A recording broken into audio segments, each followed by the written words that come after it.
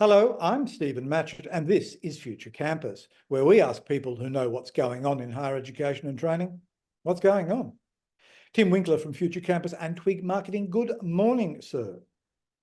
Good morning, Stephen. How are you? Old and broken down, brother, but kind of you to ask.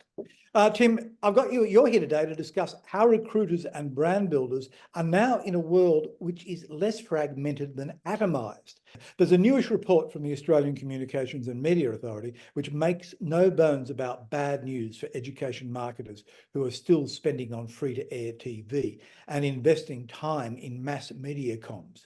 Sure, people are still watching, just not many of the ones marketers need to reach. ACMA reveals that just 18% of 18 to 24-year-olds are watching free-to-air TV of any kind, but 86% of them watch short-form or user-generated videos. Of course, if you've got a research yarn you want to have a good run on the evening news, free-to-air TV is for you, as long as you want to reach 75-year-olds. They watch 17 hours of free TV a week. In contrast, 18 to 24-year-olds, just 30 minutes. So, Tim, how do you build a brand strategy and a media schedule to reach people who are just not engaged with the media you're using? Well, I mean, that's an awesome question, Stephen. This is a trend that we've seen for a while now, but there's some really interesting stats out there. As you say, the ACMA report is fascinating. I found it amazing that in the space of a year, it's gone from 28 to 46% of 18 to 24-year-olds now nominating social media as their main source of news. This is a major sea change that we've seen coming for a while, but we're at that tipping point where you have to really decide which channel is going to work for you, and how do we use it better. So I was particularly interested by a report by IDP a couple of weeks ago that said that more than 70% of Chinese students are using Chat GPT to help decide on their university and course preferences. Now, if that's the case, what are brand campaigns doing for those people? How are they reaching them? How are they influencing the results of Chat GPT and getting to the students that matter? It's a really interesting conundrum. It's a really good question, which I rather suspect no one knows the answer to just yet. No, exactly. And anyone who pretends that they know the answer are either keeping very quiet and making pots of money, or just lying. I suspect the latter, because this is the time for experimentation. You have to ditch the old playbook, revise all your media schedule, and say, let's just see what's going to work, what's fresh. How do we do something a little different here? Because the past brand campaigns just aren't working. But when you say social media, I'm guessing you're not talking about Facebook, and you're probably not necessarily talking about the brand formerly known as Twitter. No, that's right. That's right. And so Snapchat, TikTok, people that have been experimenting and investing some significant resources in those areas for a while. But how do you pull together a comprehensive and integrated brand campaign rather than just one that hits those atomized spots, as you said before? It's all very easy to run out a TikTok video and get a couple of likes, but then how does that turn into enrollments? And how does that translate into the person who's, going to the website or going to a range of other venues to double check that information or to work out the next steps? One of the most interesting things is how slowly our systems keep up with brand. So while we spend lots and lots on fancy brand campaigns that may or may not reach their mark, once students hit our enrollment and application systems, they suddenly see the dinosaur machine that's behind that fancy edifice. So, but in that case, while the channels are different, is the basic challenge still the same? Building awareness by whatever means you can, but then making the sale, as it were, on your own sites. Yeah, that's certainly the basic challenge that's there. But I think what's really interesting here is this split in the back room functions. So you look at a media office. The media office used to have to try and sell courses, plus reach audiences, plus contain bad news in very simplistic terms. Now, really, they're not talking to the prospective student market very much. So what do you have a media office for? Well, you know, the vice chancellor, donors, corporate partners, they're still in that older demographic that are going to be picking up a newspaper. So you have this splintering of resourcing that has to happen in the back end of your marketing and comms function, where you have to devote time to looking after different people through different channels in different ways. And so it's a much more sophisticated approach than there used to be, and really far more resource intensive. And I'm not sure media and marketing and recruitment teams have yet caught up with that trend.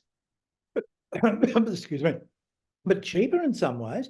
I mean, you have even now a brand campaign that runs across print and free to air is going to cost significant amounts of money. You can bang out a lot of videos and put them on all sorts of channels for the cost of a TVC. You certainly can buy media more cheaply. The question is it having the impact that you want? I've been saying for some time that I think domestic recruitment in Australia is broken. We've really we've relied too much on a broadcast model, and it's individualized engagements that are turning enrollments now. And so we haven't geared ourselves up. We've had chalk and talk, we've had large scale campaigns, we've had ticking the box school visits, and none of that's good enough anymore. We actually need to work out, how do we use new technology to have individualized interactions that make people feel special and make them want to come and join. Once we're starting to do that, then we're going to unlock some of the value of the new technology, as opposed to being lost in all the problems of it at the moment. Does anyone is there a methodology to do this yet? There's not a single methodology. A part of with so many technological tools out there, there is plenty of evolution going on, but there's not just one way of doing it. What is measurable is what's not working. And right now, in a tough domestic enrollment year, you can see a lot of people are going to have to rethink, why aren't we getting the numbers that we wanted? Why aren't we getting the response to the brand campaign that we have had? And how are we going to justify new approaches? Because it takes some time to turn around the battleship. People are used to seeing those big blockbuster brand campaigns and saying, oh yeah, well, the university's doing the right thing, I saw their ad. Well, here's the secret. You might have seen it, but yeah, probably all your prospective students didn't. But surely the the benefit of this now is that technically you can target things way more precisely. I mean, group of 8 campaign, mass market campaigns basically all say, we are wonderful, rare, special and terrific, and coming here will accelerate your chance of becoming the Secretary General of the United Nations. Okay, yeah, fine. That's going to that makes their internal audiences happy, and it probably speaks to a small, rich, academically gifted prospective market. It doesn't talk to a mass of people who want to go to a group of 8 university but do nursing or teaching. But you can reach them separately, can you not? Yeah, absolutely can. But one of the challenges here is, what media is cheap, content development can be quite expensive. So getting an army of content developers, there's this great theory of, the citizen journalist concept was sort of welcomed and then died as people realized that citizen journalists weren't great at the expertise of delivering an objective journalism commentary. Likewise, there's a lot of great user content out there that you could potentially use, but it's not actually quite right in terms of the message that an institution wants to give. So you need a level of expertise. It's talking about either bigger in-house teams or outsourcing quite a lot more work to start to generate the types of content that's going to hit all those different markets. One of the great things for internal communications in most institutions is not great. And one of the most important channels was, in fact, getting a story in the outside media, because, you know, all the staff would see it, feel like the institution's doing something, and would read it. Now, as traditional media consumption is dying, or certainly in deep decline, that's another channel that's deprived. So you have to really, you've got maybe 10 key stakeholder audiences that you have to think about. You have to actually start to tailor information for each of those. And our teams simply haven't been geared up for that level of content specialization at this point, but it's something we're really going to have to grapple with. Yeah, it's less expensive in terms of the channels than now, but as you say, labor is going to be very immensely labor intensive internally. Absolutely. And there's this great sort of the great hope briefly that I think is now already extinct, that AI was going to give us the, you know, content variation. Well, AI can give you some content, but you really have to steward that. You have to tailor it. You have to make sure it's correct. There's a lot of lot of work that goes into protecting the brand, making sure there's integrity in your messages, and making sure it's fresh and interesting. It's all very well by getting an AI chatbot to produce you a campaign, but it's all going to be based on what's been out in the past. It's not giving you something new. Yeah, it is by very definition not creative. It's reflective.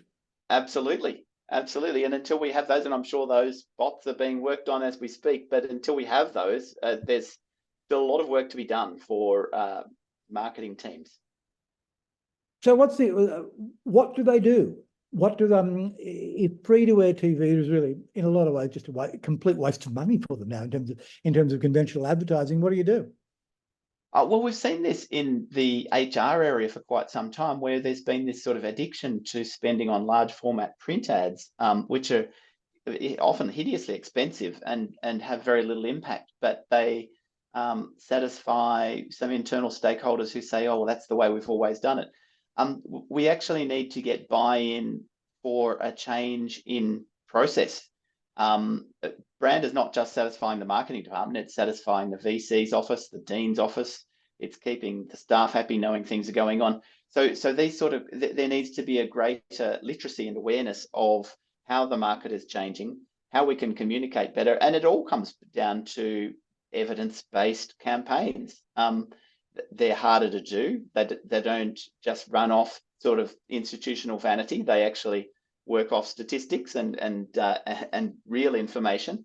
But that's where we're going to find results. That's what's going to work. It's do your market research, work out where you can go and the messages that are going to hit, and then create something fresh. Does market research still mean focus groups in institutions? Yeah, well, qual and quant, yeah, it's for focus groups and larger format surveys, and you know, there are other technological ways of doing it, panels and so on. Regardless of the technique, you need to get that data, and you need to ask the right questions in the first place, which is, why are you switching off from us? We've seen the university sector has declined. Is it 10% in sort of general reputation? Was that the stat that was cited in the Accord, saying that there was a general community disenchantment with what universities are doing, and that level of sort of trust and affiliation with universities. And there is a real need to look at, well, how can we rekindle that relationship? What's real that's actually going to matter to people? And for me, despite all the stats and the channel issues, one of the biggest issues is just simply basic content. How do you connect, and how do you tell a better story? That's but that raises the enduring challenge of how do you tell a better story that distinguishes you from the competition when what you're doing is pretty much the same as the competition. Absolutely. And that'll be one of the most interesting parts of the Accord, to see, do people grab that opportunity by the horns and say, it's time to be different? I think that's right. I mean, it's a discussion for another time, but it seems to me that the potential real winners out of that process in a marketing sense are TAFE. Absolutely, TAFE, but I can see a couple of universities that could really transform their own market position by simply saying, we are significantly different. This is how we're going to look after you. Yep. Yes. It's you don't care to mention who they are? No. I think depends on whether they choose to seize the opportunity. But I can see there's probably about 5 right now that I think could really radically improve their domestic enrolments and their international enrolments, both sides of the coin, for the next 5 years. They just need to take the jump and stake their claim and really live their claim. It's all very easy to say, we're great, we're different, but it's all about let's prove it. If you had to write a budget for one, a broadly defined undergraduate recruitment campaign on one hand, and separately a corporate, an image campaign based on research and community service and all the usual stuff, where, in terms of recruitment, where would you put your resources? I'd put my resources into doing one great campaign that could easily be tailored, spun out into each audience. I think too much effort goes into, a corporate tone that satisfies corporates and a student tone that matches with TikTok but doesn't actually necessarily hit the target. I think there's a lack of awareness that this corporate strategy really matters. So if you've got a university that wants to be X, you've got to be that on the ad for every audience, and you've got to show why it's important. You've got to be a little bit braver in saying, this is why you should care about my university. And you've got to think through all the reasons why they wouldn't care, and then start to answer those in your campaign.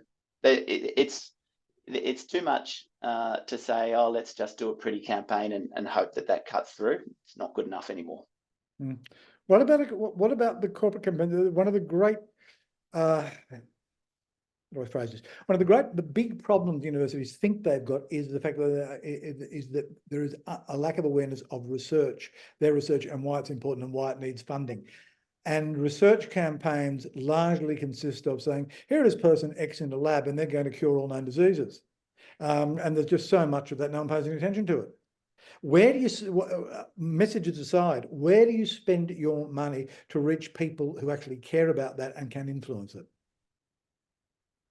I mean, that's the beauty of digital campaigns, is that you can, for example, I'm solving the bleaching of the reef. I know that that's really going to appeal to probably year 9 to 11, year 9 to 12 students who are potentially interested in environmental science. I can do digital targeting that'll reach those cohorts. But also, it is time to think about other ways to reach those people. So taking roadshows, like physical roadshows to different locations, doing different things at those year 12 expos where just herds of people do a smash and grab on the brochure table but don't really emerge with any real information. There's experiential stuff that can really engage people and make them remember. And there is just way too much information put out by universities in general, when everyone knows, there's 3 or 4 key messages. Media training 101, there's 3 top messages that people are going to retain when they've heard your story, and then they move on with the rest of their day. It's very similar in the student recruitment market. What's the 1 or 2 messages that are actually going to really matter and stick with these audiences? You tailor up those stories and you tell them, and you start to do, you've got to get the people back in there. It's all very well having the reef. Tell me about the scientist and the student and how they've changed it, and then make them relatable. Build brand awareness and then make it easy for people who are aware of you to find you. Yeah, absolutely. And specific interest for specific courses that reflect your strengths. It's not particularly hard necessarily, but the hard part is, how do I make that fresh content that people are actually going to stand up and think, oh, that's funny or good, or I'll remember that, or I'll tell my parents when I go home after the long bus ride back from the Year 12 Expo. So what do you recommend to a marketing director when their TV sales rep offers them a great deal on the 7:30 news? Well, sadly enough, for the TV sales rep, it's pretty much a thank you, but no thank you, unless it's a piece that's going to try and reach some of those older demographics, your VC or your corporate partners, then it's pretty much not going to cut through. You're just better off finding some better deals elsewhere. Okay. Tim Winkler, it's coming up for evening news time, so I better go. But I've got to tell you, I'm not watching it on television. I'm old, but I'm not that old. Talk to you next week. Bye.